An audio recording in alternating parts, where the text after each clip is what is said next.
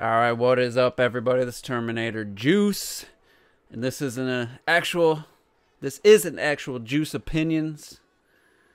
And yeah, I want to talk about the downgrade situation, but while I'm doing that, I'm gonna actually try to mix together two videos I like to make as my Juice Opinions and like to do this dribbling challenge, but I'm just gonna put it on timed and just roll through it, but give my thoughts on the whole Spider-Man downgrade situation and try to play and talk at the same time, so hopefully it works out.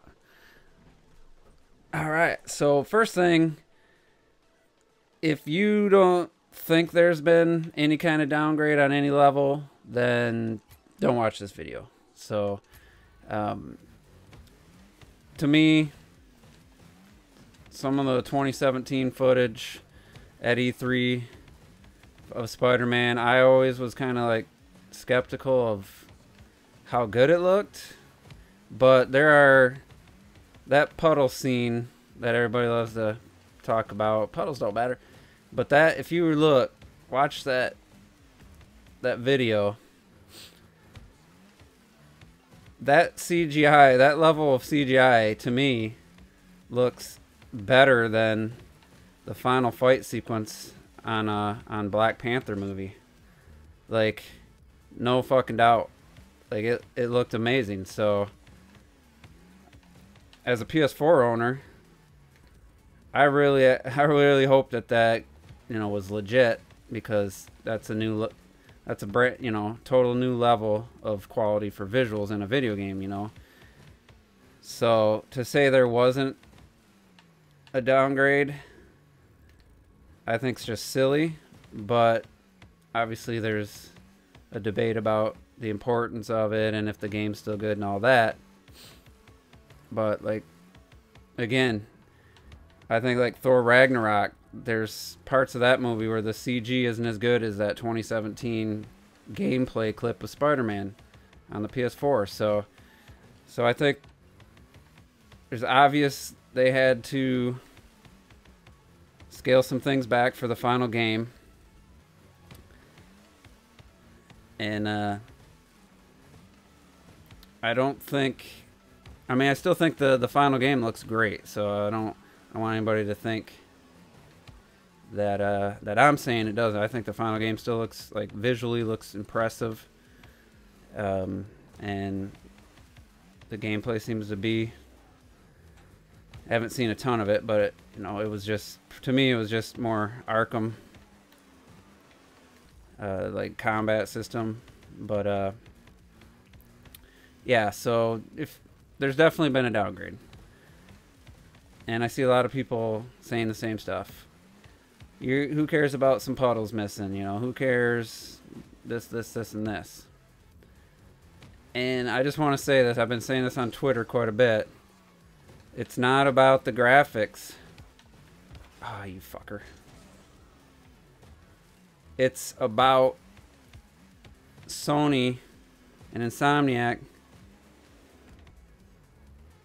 making a decision and putting in the effort to make the game look so good at its E3 2017 that they were left to have to downgrade it. Like, you tell me Insomniac, who had a launch day, almost a launch, no, it wasn't launch day, launch a couple months after Infamous. Was that Insomniac? I gotta think. Maybe not. Maybe I'm confusing the two studios. I should really look that up. Either way, so they showed off Spider-Man in 2017. The PS4 came out in 2013. The development kits and the final PS4 specs, I'm sure, were early 2013. Actually, they were early 2013. So over 4 years later, developers, Sony especially, they know what the PS4 is capable of. Like, there's no reason for target render. You know what the PS4 is capable of. The Pro was even out for almost a year at that point. I'm sure the full final development kit was done for well over a year. So my thing is, who cares about the graphics? The game, it doesn't really change. It's really not about the game or the graphics to me at all. It's about Sony continuing with their bullshit that they've been doing. Graphics have got to a point now with God of War, especially Horizon Zero Dawn. You don't need to bullshit. Why did they feel the need to do it? Is it because gamers are such... They feel gamers are just graphics whores? Like, the fact that they still think they need to do that with how good games look, that bugs the shit out of me. I don't like companies deceiving and lying. They say, oh, you know, I'm not representative of final product. Well, Horizon's first showing wasn't representative, and they made the game look better. It was more polished when the game came out from the first time they showed it, which wowed a lot of people. And the game looked better. Why does it look like Marvel Cinematic Universe quality CGI in 2017 and looks more like a PS4 game in 2018? That shouldn't be a thing anymore. And I'm not telling you you have to be mad about it like I am. Or I'm not really mad, but why are you giving a company a pass for basically knowingly deceiving consumers to make a game look that level of amazing? And don't just judge screenshots. Go back and watch the 2017 footage, especially when he's in the building with the infamous puddles.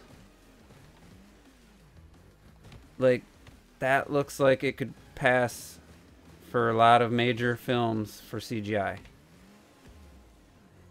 So why the fuck would they do that? Can't tell me they didn't know what the PS4 was capable of, or the PS4 Pro. You know, was that PS5 target render? Because you could say, oh, it's just some lighting, just the time of the day. Spider-Man's completely, like, fully, his whole body has all these shadows and all this details. Those puddles have just, like, the most amazing level of reflections that I've never seen even on my PC here. Why do they still feel the need to lie to us like that? That's the issue I have. Don't care. Sure, if you were interested in the game, it's probably still going to be right up your alley. But the other side of this is Watch Dogs in 2013.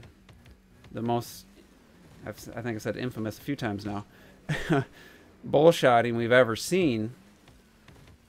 And it wasn't just the graphics that were bullshotted. It was the gameplay. It was like this dynamic, like, creating this, you know, traffic jam, like, shootout, like the way the crowd reacted, like, complete lies to the final game, where it was like nothing. I mean, it was similar, but it was not even close to that level. And you found out the hacking was just a stupid button prompt, and so it was more than just a visual downgrade. It was a gameplay downgrade. So if Sony's willing to do a graphics down, or, you know, bullshot, and I mean, people have played Spider-Man and said it's great. So this doesn't seem to be the case. Oh, that was close. But don't just assume that just because they overshot the visuals, that the gameplay, and I'm not just talking about Spider-Man at this point. My question to you is, even if you don't care and you say it's not a big deal in the game, who cares about puddles? Let me ask you this. When Ghost of Tsushima and Last of Us Part 2, now that you know what happened with Spider-Man and thinking about Watch Dogs, how confident on a scale of 1 to 10, are you that Last of Us Part 2 and Ghost of Tsushima are going to look like what they showed at E3 2018? On a scale of 1 to 10. Just put in the comments. How confident are you? Oh, nice. That's been one of my hardest ones. I got it one try. That those games are going to live up to what they showed. I mean, if you said 10, I'd want to slap you. That's not just a matter of opinion at that point. You don't. How can you still trust a company that did it for one game? And Ghost of Tsushima, that last sequence with the Lees, when, like, if that don't look like that when that game comes out, if it comes out for the PS4 and doesn't get pushed to a PS5 game, I'm gonna be making a video being like, yo, told you guys. Like, it's almost like a relationship where someone constantly lies to the significant other, and that person just puts up with it and takes them back and trusts things they say.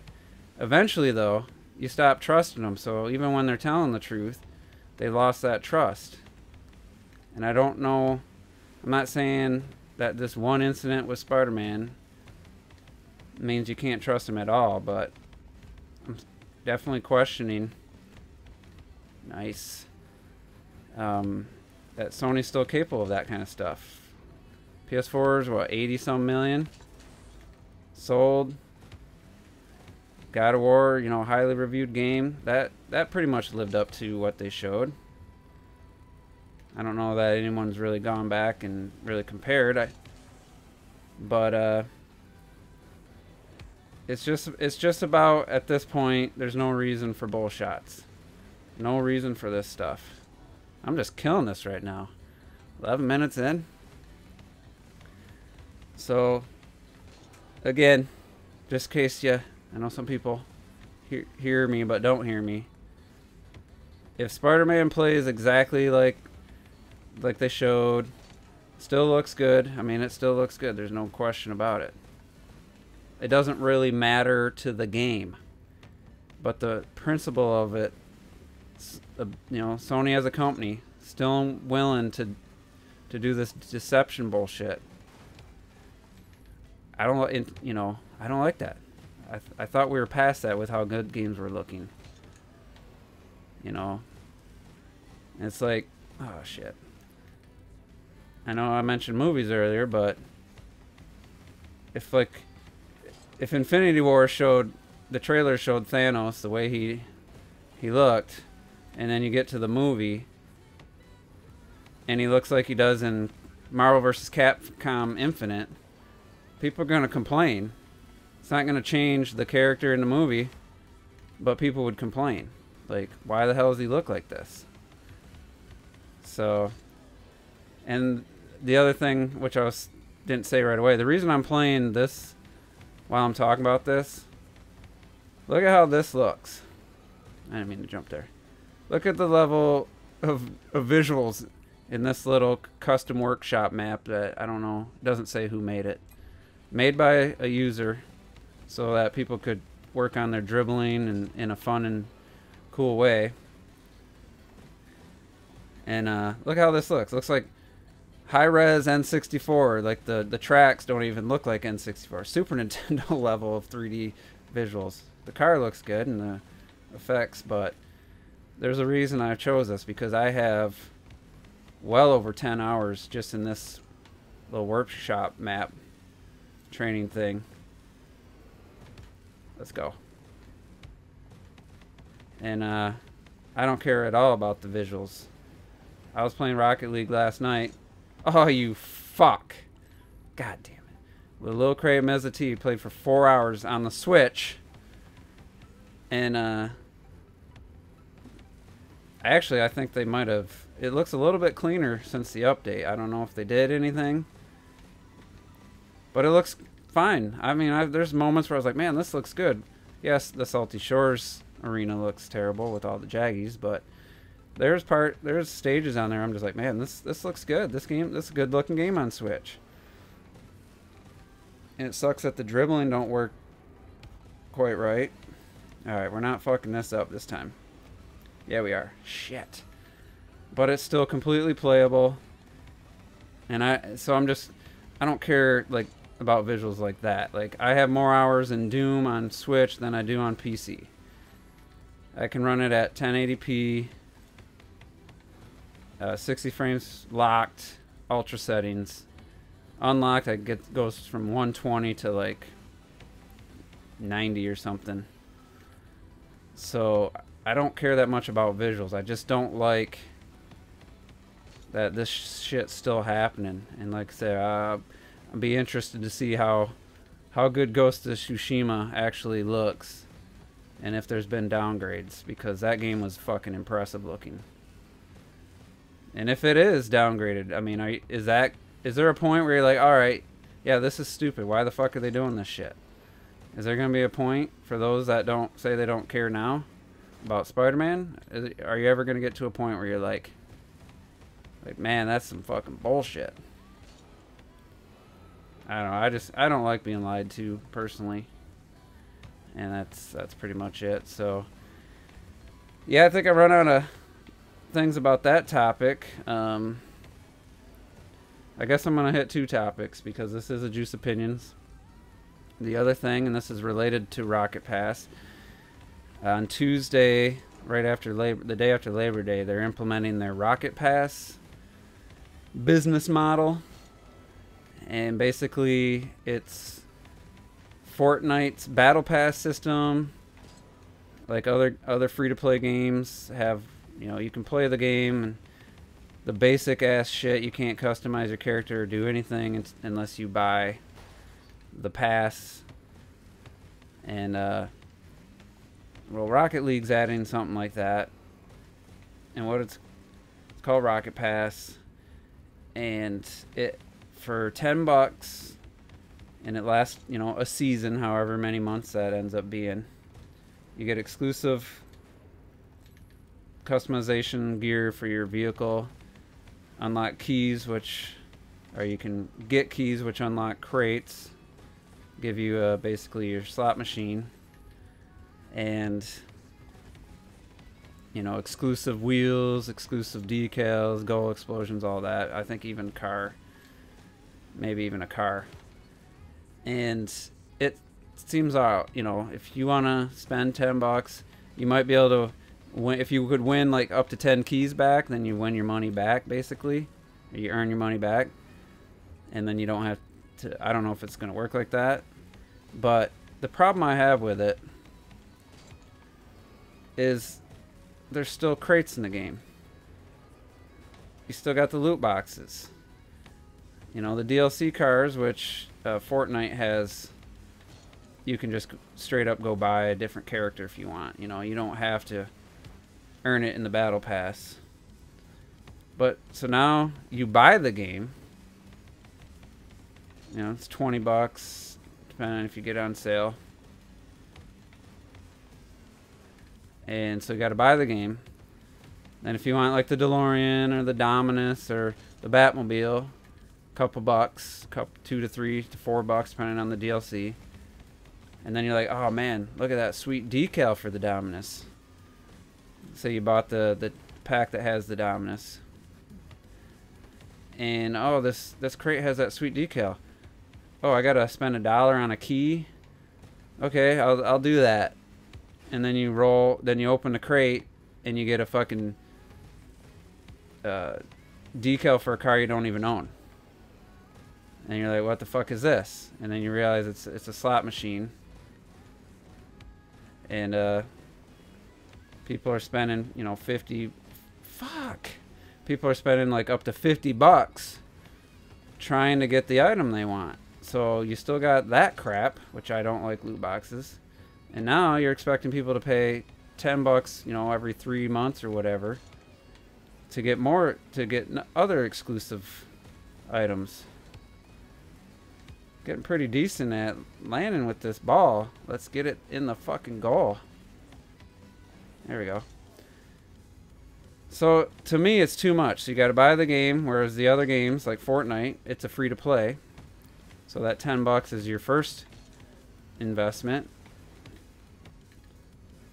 And then you buy the battle pass, and it basically, it's like buying the game, because then now you have these challenges and things to unlock, and you keep them even when you don't renew. Ooh, fuck. Even if you don't renew the battle pass, you keep the stuff you unlocked. And then if you want, you want to spend $15 on a character, do that. That's up to you. Ah, damn it. And then the good thing about Fortnite is when I turn it on my PC, make some progress, then I play on Switch, make some more progress, it's there. It transfers over to both platforms. And that's a free-to-play game. I mean, if I played on mobile, all my content would be there because it syncs to the Epic account. But with Rocket League, you buy that battle pass, say I buy it on PC, I earn some cool decals, cool wheels, maybe a new car. I don't have it on the Switch version. To me, that's a big problem because I bought both versions. I didn't pay full price for the PC version, but paid $12, paid $20 for the Switch.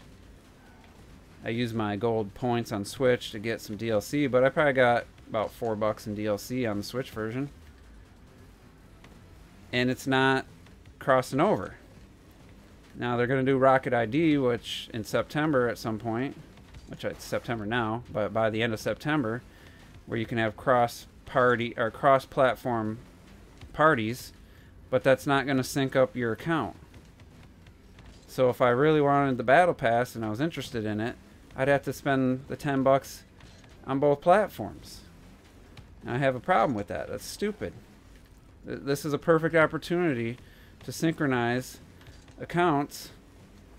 And somebody I was commenting on a big Rocket League YouTuber, Sunless's live stream.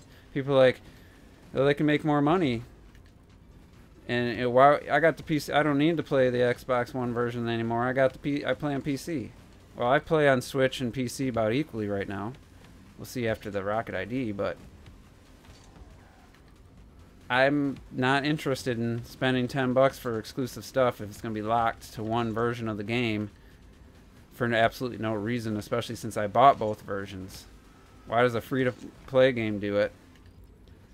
And a game you actually buy. The one argument is that Psyonix doesn't have any other games. This is their income.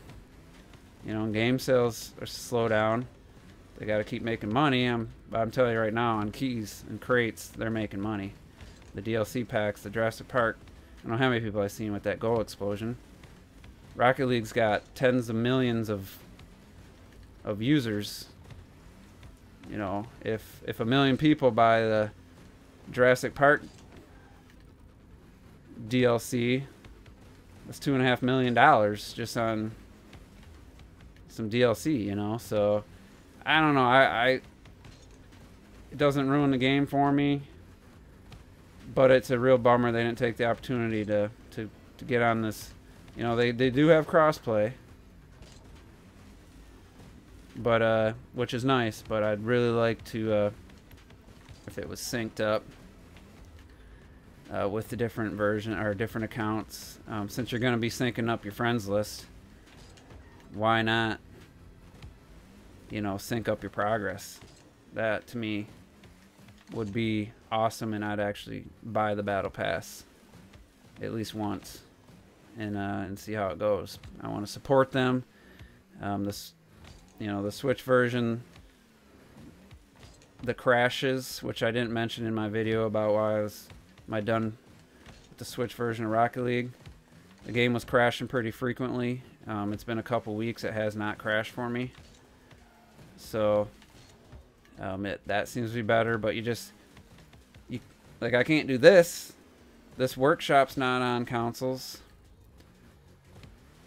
The Switch don't have an option for to hook up a controller with analog triggers, so dribbling in general just doesn't work. It was crashing. The one issue, the training packs, the custom training packs still don't work. So I mean, it's not the best version. Not even talking graphics at all. It's definitely not the best version. Still a good version, though. I mean, I played it for 4 hours last night and had a blast. Had a ball. Bad pun. But, yeah, it's just... I kind of got the feeling more games are going to do this. Season Pass. It's, you know, Season Pass used to meant any DLC that was coming out, you pay up front, you recovered. Oh, we got... Oh, shit. Now it means a season's 3 months, and that pass lasts that long, and then you gotta... There we go. And then you gotta rebuy it, you know, like... And I'm killing it right now. 24 minutes, I'm on level 18. That's by far the best I've ever done. This one's fucking hard, though. So, yeah, I don't know if more games are gonna... I don't know what the next game's gonna be. Like, if Smash Brothers... Nintendo try to do this with Smash Brothers, I mean, there's already so much content in Ultimate. I don't see them even trying, but... If they did, I mean... I know Clocked It made a video about... you know, some games going digital streaming, and... what was the other thing? Like some trends that he was a little worried. I think it was the streaming thing was the big one. And I'm like, dude, we're so far away from that in America. Like, you ain't got to worry. You're going to be an old man before streaming's the new standard, you know, of playing video games. Your downloading is going to be the standard pretty soon. But, and not having a physical. But streaming, I'm not worried. But this whole pass thing, I'm a little concerned. If it's not a free-to-play game, it makes no sense to me. I mean, yeah, this is a $20 game, so it's... But a $60 game start doing it, then I think more people are going to be... Oh, you fuck. More people are going to be saying, what the fuck, you know? But Fortnite made $1 billion with that model. Trust me, others are going to start doing it, and I think it's actually a bigger concern and a legitimate concern right now, you know, in the next year. Because imagine paying $60 for a game, and then they want you to pay 10 bucks every 3 months for a pass. That's some bullshit. And not a lot of people are talking about it because Fortnite's a free-to-play, so no one cares. Rocket League's kind of going under the radar because the game's been out for 3 years, and it's not as popular as it once was. And, you know, maybe Psyonix, it's the best way for them to make money. To me, get rid of the crates if you're going to do it. You can keep the DLC cars if you want. Somebody can just buy the car and not have to spend 10 bucks to hopefully unlock it. But, I don't know, this quarterly pass or third, I don't know how it's going to be divided up. Not sure exactly how long the Rocket League season is. Ah, that was close. But, yeah, so, other than that, I was thinking about my next game is going to be Shadow of the Tomb Raider. That comes out in a couple weeks. Looks awesome. I love everything I've seen from the new additions to the gameplay. The tombs, like these huge tombs, and there's like mini challenge ones that are smaller. And then there's like huge ones that are really hard. You can turn off the basically the hints, like the white marks on the wall telling you where to climb. Something that Uncharted could use. That game just holds your fucking hand the whole time. So, and that's gonna make those big tombs really challenging. If you don't know the exact spot you can climb, where's this ball gonna go? That's going to make it really challenging. So I'm looking forward to that. Tried and true gameplay, but with some new mechanics. It's got a way to rappel on a rope from, you know, any surface you're climbing. I'm excited. On PC, it's always a gamble to get a game on launch because Rise of the Tomb Raider ran so much better like a month after it came out than on launch day. I think I had beaten it or gotten right at the end before they're like, oh yeah, we're gonna put in this DirectX 12 support, which that first iteration didn't work great, but once they got it figured out, game ran really well on my graphics card. So I might wait, at least watch some PC reviews to see how optimized it is. I mean, my rig's 5 years old, so I'm sure most reviewers are gonna have something a little newer. Can we get this? But I'm really looking forward to that game. You fucker. More so than Smash Bros. Ultimate at this point, even though, you know, Tomb Raider isn't a big departure from the first two games. They added a stealth mechanic. You cover yourself in like mud and hide, and like hide completely, be hidden in foliage. Laura's basically a ninja assassin. Lara, sorry. Character model looks great. I like that she's wearing her blue color shirt. Oh, damn it. And I'm just really excited about that game. You know, Rocket League takes up a lot of my time, but I think Tomb Raider, I think I'm ready. I would like to beat Hollow Knight too before, so maybe I'll just do that. Get Shadow of the Tomb Raider, you know, a week or two after it comes out. Try to beat Hollow Knight, and so I can have that off my to-do list. Shit. But yeah, so anybody else looking forward to Shadow? You a big Tomb Raider fan? And I know, you know, the combat with against the humans, the gun combat's not great. I love the bow and arrow stuff. Looks like they've improved that kind of stuff, and you know, the AI is still not like the smartest AI in the world, but I don't know, it looks pretty cool. I watched a few, like, basically the breakdown of the hub area, and the talk about the big tombs and stuff, but I haven't watched a whole lot. Like, when that game comes out, fuck you. I don't want to like watch the opening like I did with Rise of the Tomb Raider. I watched like the whole opening sequence.